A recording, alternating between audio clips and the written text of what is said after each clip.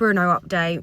So I spoke with a proper specialist today, someone that actually specialises in bull mastiffs, but bull mastiffs with a cross of cane corso specifically, which is what I think Bruno is. Hi. We've gone down the route of, from her advice, she didn't tell me what to do with my dog, but we've gone down the route of, I'm not going to have him castrated, if that's the right word, chemically or properly. I'm just going to leave him. I've never had a dog that size or his breed specifically before, but basically they can take up to 4 years to mature. And if I go and take out his testosterone now, basically what I could do is I could trap him in this like state of mind that he's currently in, which I really, really don't want to do. And also the castration would be to fix his humping, which naturally his brain tells him to do the minute he smells a female. And I actually found out today that they do it to neutered boy dogs as well, because they carry more estrogen hormone or something, so they smell like a female. I don't know. Anyway, he's got a consultation. It's not cheap, I don't think. I've got no money, so nothing's cheap, but I'm willing to pay this. I'm willing to try all the natural things beforehand. She's actually much more concerned about his anxiety and the lack of confidence and stuff, rather than the problems with humping, which I completely agree with. So she's going to assess him. We're going to do baby steps. We'll have a 6-month program. I'm not shy to doing a little bit of work. I'm actually quite looking forward to it. I know it's not going to be a quick fix, but I don't want to get him done and then it can naturally make them lose confidence. If that dog loses any more confidence, it's just not a risk I can take, because his life won't be worth living. He can be scared of me opening a cupboard door and things like that. It's just crazy.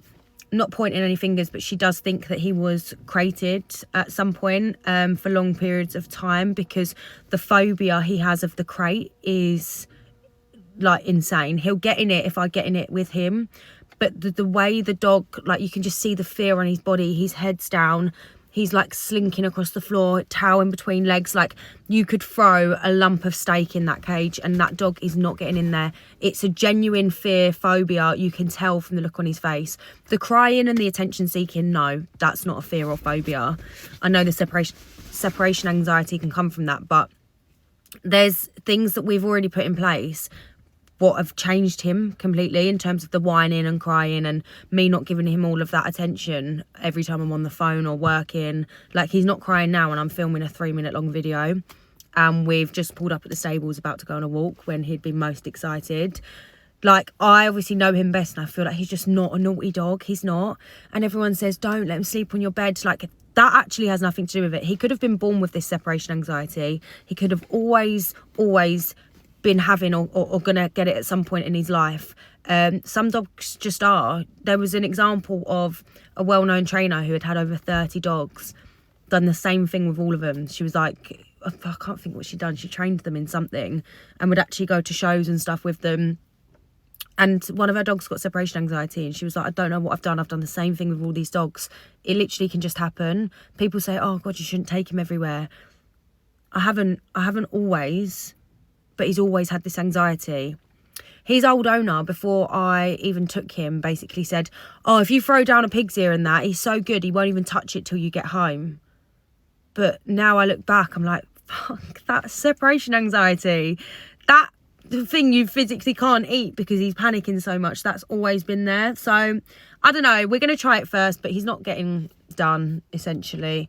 I'm not willing to risk that, and I'm not willing to trap him in this baby not matured state that he's in currently. I want him to fully develop. If that means he can't go daycare for a little bit, a few years, then so be it. I have bigger problems and he needs his testosterone. It's not the same as a little medium or small sized dog, by the way. These big dogs, they need their testosterone, especially one of his breeds that takes longer to actually develop mentally. If I go and take that hormone away now, he'll potentially be stuck in this baby like state the whole of his life. And I wouldn't even want to see him like that. I want him to mature. I want him to be a big, strong man, because you are, aren't you, bro? You're a big, strong man. and you're gorgeous, and mummy's gonna take you training, and we're gonna do it. I love you. Anyway, that's the update. So I've got to wait a week for the appointment, but your balls are staying, my baby.